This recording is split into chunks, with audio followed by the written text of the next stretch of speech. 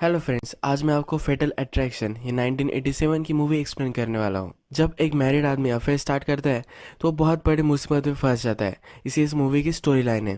इस मूवी की अलग अलग दो एंडिंग थी, तो दोनों एंडिंग में आज आपको एक्सप्लेन करने वाला हूँ। तो चलिए शुरू करते हैं। मूवी स्टार्ट होती है और हमें डैन और उसकी फैमिली दिखती है। इसकी वाइफ का नाम बेथ होता है और इससे एक लड़की होती है जिसका नाम होता है एलन। आज रात डैन और बेथ ये दोनों पार्टी में जाने वाले होते हैं। डैन एक लॉयर होता है जो पब्लिशिंग कंपनी के लिए काम करता है। उनकी लीगल मैटर्स वगैरह वो सब संभालता है। ये पार्टी उनकी फर्म की होती है। जो अपने फ्रेंड से मिलता है तो उनके साथ बातें करने लग जाता है। बेथ उसकी फ्रेंड्स के साथ बात कर रही होती है। डैन जब अपने फ्रेंड के साथ होता है तो एक लड़की पर लाइन मार रहा होता है। ये हमारे नेक्स्ट मेन कैरेक्टर है जिसका नाम होता है एलेक्स। एलेक्स उसके फ्रेंड को बहुत ही घटिया लुक देती है। डैन ये देखकर हंसने लग जाता है। एलेक्स जब बार पर जाती है तो डैन भी वहां आ जाता है। डैन अपने फ्रेंड के साथ था तो एलेक्स ने उसे भी देखा था। वो फिर से इसे देखती है तो डैन कहता है मैं कुछ भी बोलने वाला नहीं। एलेक्स का लुक बहुत ही डेंजर था तो ये भी इस पर हंसती है। डैन कहता है कि अच्छा हुआ कि इतना गुस्सा सब तूने मुझ पर नहीं निकाला। एलेक्स कहती है तुम्हारा फ्रेंड मुझे बार बार तंग कर रहा था। डैन कहता है कि वैसा वो गलत आदमी नहीं है। ये दोनों एक दूसरे से बात करने लग जाते हैं और यहाँ हमें पता चलता है कि एलेक्स भी डैन की कंपनी में काम करती है।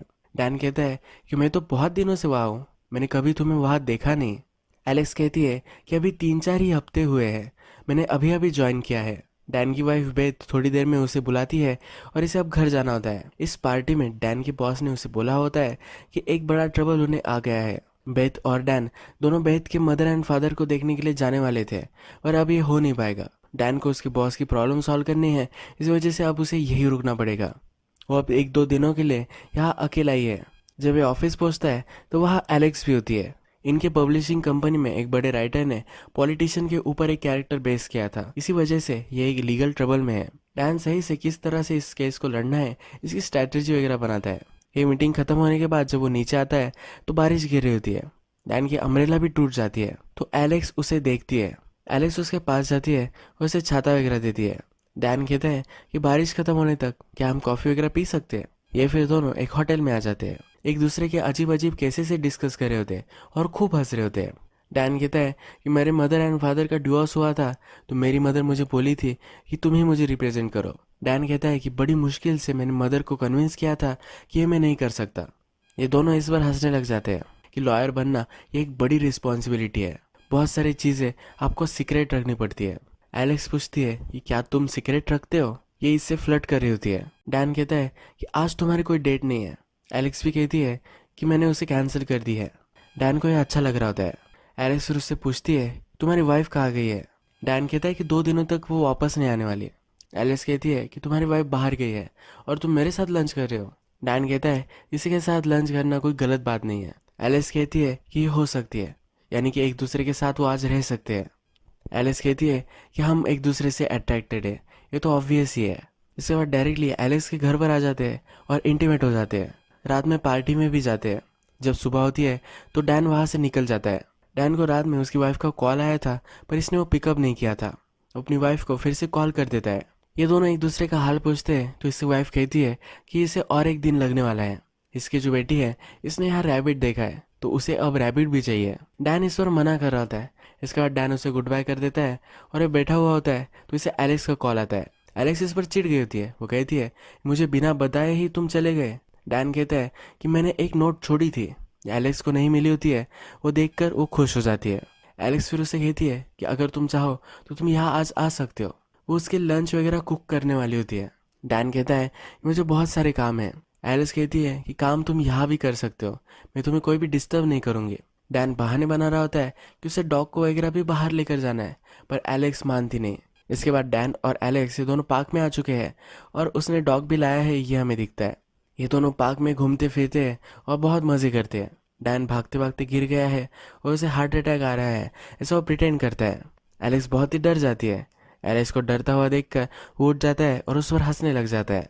एलेक्स फिर कहती है कि मेरे फादर भी इसी तरह से मरे थे, मैं जब 7 साल की थी मेरे आंखों के सामने ये सब हुआ था।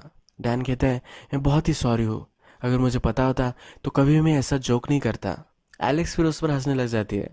वो कहती है कि ऐसा कुछ भी नहीं हुआ था, वो अभी भी जिंदा है और आज सही से रह रहे हैं। डैन को ये बहुत ही ऑकवर्ड लगता है। इसके बाद हम देखते हैं कि एलेक्स बहुत अच्छा सा खाना वगैरह कुक करती है। यहाँ पर उन्होंने ओपेरा लगाया हुआ होता है। डैन के फादर डैन जब बहुत ही छोटा था तब वे ओपेरा देखने के लिए उसे लेकर गए थे। डैन कहता है कि इस ओपेरा के लास्ट में उस लेडी को जब उसका लवर छोड़कर चला जाता है तो ये बहुत ही बुरा होता है। वहाँ मैं रोने ही लग गया था। उसे अपने डैड के साथ ओपेरा जाने की यही एक अच्छी मेमोरी याद है।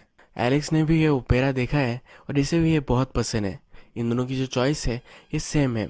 एलेक्स कहती है कि ऐसा क्यों होता है, जो भी सब इंटरेस्टिंग आदमी होते हैं इन सब की शादी हो चुकी होती है। डैन कहता है कि उनकी शादी हो चुकी है, वो रिस्ट्रिक्टेड है, इसी वजह से तुम्हें वो इंटरेस्टिंग लग रहे होंगे। एलिस कहती है कि कल मुझे बहुत ही मज़ा आया था, अगर वो ऐसे ही मिलते रहे तो कितना अच्छा होगा। डैन कहता है कि सही नहीं होगा, इसकी वाइफ अब आ जाएगी और फिर से एलेक्स से कभी मिल नहीं पाएगा।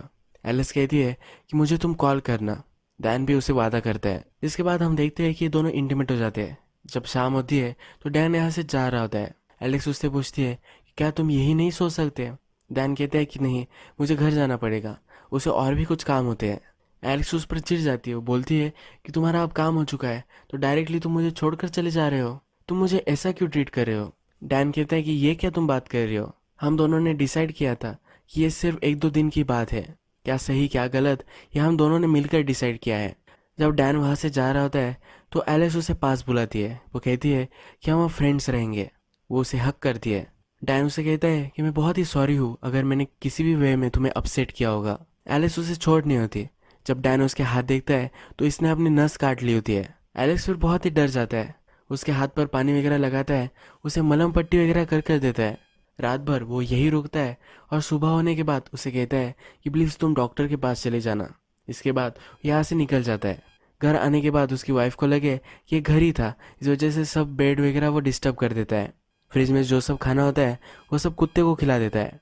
ऑफिस में आ जाने के बाद उसे सब कुछ मीटिंग सब कैंसिल करनी पड़ती है और काम करना पड़ता है। काम से जब वो वापस आता है तो अपनी वाइफ को हक करता है और कहता है कि तुम्हें बहुत मिस किया है, उसने जो किया है इसका उसे पछतावा आ रहा है। रात में अपनी बेटी के साथ कार्ड्स वगैरह प्ले कर रहा होता है। उसकी वाइफ उसे कहती है कि कब तुम चलने वाले हो। ये दोनों गांव में एक अच्छा सा घर बाय करने वाले होते हैं। बेत उसे कब से कह रही होती है कि उसे देखने के लिए आना चाहिए पर इसे वक्त नहीं मिल रहा होता। अब डैन कहता है कि कल हम चलते हैं। ये सुनकर बहुत ही खुश हो जाती है। जब ये घर वो देखते हैं तो उन्हें बहुत ही अच्छा लगता है। अब वो यहाँ शिफ्ट होने वाले होते हैं। नेक्स्ट डे ऑफिस में डैन आता है तो वहाँ एलेक्स आई हुई होती है। एलेक्स वहाँ आकर उसे कहती है मैं बहुत ही सॉरी हूँ, मेरी वजह से तुम्हें इतनी सारी तकलीफ लेनी पड़ी, अगर दूसरा कोई होता तो मुझे वही छोड़कर चला जाता। डैन को अप्रिशिएट करने के लिए एलेक्स ने 2 ओपेरा के टिकट लाए हुए होते हैं, उसके साथ ओपेरा जाना चाहती है। डैन कहता है कि मुझे नहीं लगता कि ये कोई अच्छा आइडिया है। एलेक्स फिर मान जाती है। वो कहती है कि मैं तुम्हें आसपास देखती रहूंगी। डैन उसे हक करता है और वहाँ से चली जाती है। अब नेक्स्ट सीन में हमें दिखता है कि डैन अपने फ्रेंड्स के साथ अच्छा सा टाइम गुजारता है, पर एलेक्स अब बहुत ही डिस्टर्ब हो चुकी है। वो अपने घर में रो रही है और बहुत ही डिप्रेस्ड महसूस कर रही है। नेक्स्ट दिन डैन जब अपने ऑफिस पर आता है तो एलेक्स ने बहुत सारे कॉल उसे लगाए हुए होते हैं। एलेक्स उसे कहता है कि मुझे लगा था कि तुम अंडरस्टैंड करती हो, हम फिर से अभी बात नहीं कर सकते। ये कहकर वो फ़ोन रख देता है। अपनी सेक्रेटरी को बताता है कि अगर फिर से कॉल आए तो कॉल उठाना मत। रात में डैन अपने फ्रेंड के साथ डिनर कर रहा होता है तो उसके घर पर कॉल आता है। इसकी वाइफ कॉल उठाती है और वहाँ से कोई भी बोलता नहीं। डैन समझ जाता है कि एलेक्स ने कॉल किया था। रात में घर में फिर से कॉल आता है तो डैन इस बार उठाता है। एलेक्स उसे मिलने के लिए बुला रही होती है। डैन कहता है कि मैं तुमसे नहीं मिल सकता। एलेक्स कहती है कि मैं तुम्हारी वाइफ को सब कुछ बता दूंगी। अगर डैन चाहता है कि वो उसे कुछ भी ना बताए तो उसे मिलने के लिए आना पड़ेगा। डैन दूसरे दिन जब एलेक्स से मिलने के लिए जाता है तो डैन कहता है कि हमारे बीच जो भी था ये सब खत्म हो चुका है, तुम्हें क्यों ये बात समझ में नहीं आती। एलेक्स कहती है कि तुम मुझसे ऐसा क्यों बर्ताव कर रहे हो। डैन कहता है कि तुम अजीब बर्ताव कर रहे हो, तुम्हें डॉक्टर के पास जाना चाहिए। एलिस कहती है कि मैं तुमसे प्यार करती हूँ। डैन कहता है कि तुम मुझसे प्यार कैसे कर सकती हो, तुम मुझे जानती भी नहीं। एलिस कहती है कि वो प्रेग्नेंट है। डैन अब सीरियस हो जाता है। वो कहता है ये जो सब सिचुएशन है इसे मैं अब हैंडल कर लूँगा, तुम्हें जो सब अबॉर्शन के वगैरह पैसे लगेंगे ये सब मैं तुम्हें दे दूंगा। एलिस कहती है कि मैं अबॉर्शन नहीं करने वाली, इसकी एज भी अब ज़्यादा हो चुकी है और इसे मिस कैरेज हुआ था, इस बार वो फिर से अबॉर्शन करके चांस नहीं लेने वाली। डैन कहता है कि क्या तुम्हें समझ में आ रहा है कि क्या तुम कह रही हो, ये जो डिसीजन है ये पूरे लाइफ के लिए हमारा डिसीजन है। एलिस कहती है तुम्हारे बच्चे से अगर तुम्हें कोई भी रिलेशनशिप नहीं रखनी तो ये भी ठीक है, पर वो ये बच्चा होने देने वाली है। डैन अब यहाँ से चला जाता है। डैन को एलेक्स बहुत ही डेंजरस लगती है तो उसके अपार्टमेंट में घुस जाता है। उसके अपार्टमेंट में वो किसी से अफेयर कर रही है या नहीं ये सब चीज़ें वो देख रहा होता है। या उसे कुछ भी नहीं मिलता तो अपने फ्रेंड से वो बात करता है। उसके फ्रेंड से वो पूछ रहा होता है किस तरह की लीगल ट्रबल में वो है। उसका फ्रेंड उसे कहता है कि अगर उसने कुछ चार्जेस वगैरह प्रेस किए तो तुम बड़े ट्रबल में आ सकते हो। एलेक्स जब डैन के घर पर कॉल लगाती है तो घर का नंबर अब डिस्कनेक्ट हो चुका है। डैन जब घर पर आता है तो एलेक्स उसके घर पर पहुंच गई होती है। वो बेथ से बात कर रही होती है। ये दोनों अच्छी फ्रेंड्स बन जाती है। बेथ एलेक्स को डैन से इंट्रोड्यूस कराती है। यहाँ बातों बातों में इनडायरेक्टली एलेक्स फिर से डैन को ब्लैकमेल करती है कि वो सब कुछ बता सकती है। रात में डैन एलेक्स के घर पर आता है। वो बहुत ही एंग्री होता है। वो कहता है कि तुम कर क्या रही हो, तुम्हें ये सब अब बंद कर देना चाहिए। एलिस कहती है कि अब बंद नहीं होने वाला, तुम्हारा ये बच्चा है, तुम्हें इसकी रिस्पॉन्सिबिलिटी लेनी पड़ेगी। मैं अब तुम्हारी और एक फैमिली बन चुकी हूँ। अगर तुम अपनी रिस्पॉन्सिबिलिटीज कंप्लीट नहीं करोगे तो मुझे और भी स्टेप्स लेने पड़ेंगे। एलिस कह रही होती कि मैं तुम्हारी वाइफ को बता दूंगी। तभी डैन उसका गला दबाता है। उसे धमकी देता है कि अगर तुम मेरी वाइफ को कुछ ही बताओगी तो मैं तुम्हें मार दूंगा। अब थोड़े दिन गुजर जाते हैं और डैन अब अपने नए घर में मूव इन कर रहा है। डैन की बच्ची को रैबिट चाहिए था तो ये रैबिट उसने बाय किया है, उसे वो लेकर जा रहा होता है। डैन अपनी पार्किंग पर आता है तो एलेक्स ने उसकी गाड़ी पर एसिड डाल दिया होता है। डैन को अपने कार में एक टेप मिलती है। ये टेप एलेक्स ने ही रखी हुई होती है। ये टेप जब डैन लगाता है तो एलेक्स ने बोला हुआ होता है कि तुम्हें क्या लगा तुम ये सब कर पाओगे और यहाँ से चले भी जाओगे, ये मैं नहीं होने दूंगी। अब तुम्हें मुझे एक्सेप्ट करना पड़ेगा, मेरे साथ ही तुम्हें लाइफ काटनी है, ये तुम एक्सेप्ट कर लो। जो भी सब तुम्हारी रिस्पॉन्सिबिलिटीज़ है ये तुम्हें कंप्लीट करनी पड़ेगी। डैन अपनी कार में अपने नए घर में जा रहा होता है तो एलेक्स भी उसका पीछा करती है। वो जहाँ रह रहा है उसे मालूम पड़ चुका है। एलेक्स जब अपनी बेटी को रैबिट वगैरह देता है तो ये सब फैमिली बहुत ही खुश है। ये सब एलेक्स देख रही होती है। डैन फिर हमें कहता है कि वो पुलिस के पास आ चुका है। वो पुलिस को बता रहा होता है कि उसके कार के साथ क्या हुआ था। इन्हें टेप के बारे में भी कहता है। इनसे कहता है कि आपको कुछ एक्शन लेनी चाहिए, उसे वार्न करना चाहिए। पुलिस कहते हैं कि हम ये सब कर सकते हैं, पर एलेक्स का जो गुस्सा था वो सब उसने निकाल दिया है। अगर हम फिर से कुछ एक्शन लेंगे तो फिर से वापस आ सकता है, कुछ भी गलत हो सकता है। और उनके पास इतने अच्छे एविडेंस वगैरह भी नहीं है कि वो एलेक्स को अरेस्ट कर सके। डैन कहता है कि अब मैं क्या कर सकता हूँ। ये कहते हैं कि अगर वो क्राइम कर रही है तो इसमें अगर तुम उसे पकड़ लोगे तो हम उसे अरेस्ट कर सकते हैं। डैन फिर वहाँ से चला जाता है। डैन अपनी फैमिली के पास उसके पेरेंट के पास आता है। डैन की बेटी का प्ले होने वाला होता है तो अच्छे से लाइंस वगैरह बोल रही होती है। डैन अपनी फैमिली के साथ बहुत ही खुश होता है। जब ये सब घर पर वापस आते हैं तो बेथ किचन में जाकर जब देखती है तो वहाँ एक बड़ा सा पॉट होता है। इसने पॉट नहीं रखा था। जब इसे खोलकर देखती है तो इसमें रैबिट मरा हुआ होता है। ये देखकर ये बहुत ही चिल्लाती है। इसकी बेटी को भी इसका रैबिट कहीं भी नहीं मिलता। बेथ अपनी बेटी को सुलाती है और डैन के पास आ जाती है। वो डैन को कहती है कि हमें पुलिस को कॉल करना चाहिए। डैन कहता है कि अभी नहीं, मुझे तुमसे कुछ बात करनी है। डैन कहता है कि क्या तुम्हें वो औरत याद है जो हमारे घर पर आई थी। बेथ समझ जाती है कि इसका उसके साथ अफेयर चल रहा था। डैन उसे सॉरी वगैरह कहता है। वो उससे पूछती है कि क्या तुम उसके पैर में हो। डैन कहता है कि नहीं, ये सिर्फ एक रात की बात थी। बेथ एंग्री हो जाती है और रोने भी लग जाती है। कहती है कि ऐसा कैसे तुम कर सकते हो। डैन उसे कहता है कि इस घर में रहना अब सेफ नहीं है, तुम थोड़े दिनों के लिए अपने पेरेंट्स के यहाँ चली जाओ। डैन रात में एलेक्स को कॉल करता है। उसे कहता है कि मैंने अपनी वाइफ को सब कुछ बता दिया है, अब तुम मुझे कंट्रोल नहीं कर सकती। एक दिन बेथ अपनी बेटी को स्कूल से लेने के लिए जाती है तो उसकी बेटी उसे कहीं भी नहीं मिलती। वहाँ की एक लेडी से जब वो पूछती है तो कहती है कि मुझे लगा कि तुम अपनी बेटी को लेकर चली गई होगी, यानी कि इसकी बेटी एलेक्स के साथ गई होती है। एलेक्स डैन की बेटी को रोलर कोस्टर वगैरह सब जगह लेकर जाती है। बेथ अब बहुत ही डिस्टर्ब हो चुकी है और अपनी बेटी को हर जगह सिटी में ढूंढ रही होती है। तभी इसका एक्सीडेंट हो जाता है। इसे ज़्यादा कुछ चोट नहीं आती। एलेक्स भी इनकी बेटी को घुमाती है और घर छोड़ देती है। डैन हॉस्पिटल में बेथ के पास बैठता है। कहता है कि तुम ठीक हो जाओगी। उसे बहुत ही पछतावा आ रहा होता है। इसके बाद वो डायरेक्टली एलेक्स के अपार्टमेंट में आ जाता है। ये बहुत ही चिढ़ गया होता है। एलेक्स को वो मारने लग जाता है। उसका गला दबाने वाला होता है। ये उसे मारने वाला होता है पर ये अपना माइंड चेंज कर लेता है। एलेक्स भी एक चाकू लेती है और उस पर चलाने वाली होती है, पर एलेक्स को वो कंट्रोल कर लेता है। डैन वहाँ से चला जाता है और पुलिस के पास आ जाता है। पुलिस अब एक्शन लेने वाले है। डैन बेथ को घर पर लेकर आता है। अपनी बेटी को वो सुलाता है। बेथ को शावर लेना होता है तो यहाँ भी उसे वो हेल्प करता है। बेथ उसे चाय बनाकर लाने के लिए कहती है। जब डैन नीचे जाता है तो पुलिस का कॉल उसे आता है। पुलिस कहती है कि हम उसे लेने के लिए गए थे पर वो कहीं भी नहीं मिली। बेथ ऊपर होती है और शावर ले रही होती है तो वह एलेक्स आ जाती है। एलेक्स कहती है कि डैन ने मुझे गुड बाय कहने की कोशिश की थी पर वो कल कर नहीं पाया। हम दोनों एक दूसरे से बहुत प्यार करते हैं, हम एक दूसरे को ऐसे छोड़ नहीं सकते। वो बेथ को कहती है कि तुम ही हो इन सब के लिए रिस्पॉन्सिबल। क्या तुम्हें लगता है कि मैं समझ नहीं पा रही हूँ तुम क्या कर रही हो। तुम उसे मुझसे दूर कहीं और लेकर जाना चाहती हो, मैं होने नहीं दे सकती।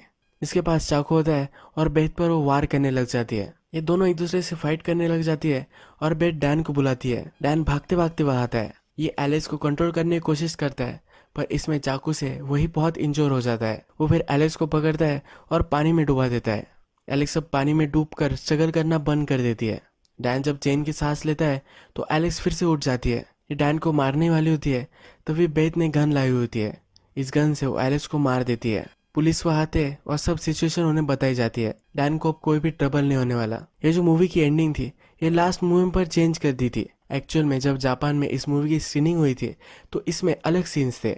अल्टरनेट एंडिंग में हम देखते हैं कि एलेक्स सुसाइड कर लेती है और ये सुसाइड करने के बाद डैन को फ्रेम कर देती है।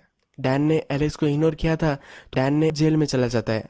तो ये मूवी की दो एंडिंग्स है, जिसमें पहले में डैन अपनी फैमिली के साथ अच्छे से रह सकता है और दूसरे में डैन जेल में चला जाता है। मुझे पर्सनली सेकंड एंडिंग बहुत ही अच्छी लगी। डैन ने जो एलेक्स के साथ किया था वो गलत किया था। एलेक्स प्रेग्नेंट थी तो उसे उसका कुछ सोचना चाहिए था, पर कभी भी उसने ऐसा नहीं किया। डैन के जो डिसीजंस थे ये गलत थे, वैसे उसके लिए भुगतना पड़ना चाहिए था। अगर एलेक्स की सुसाइड हमें दिखाई जाती है और डैन फ्रेम हो चुका है और वो जेल में चला गया है, तो परफेक्ट एंडिंग हो सकती थी।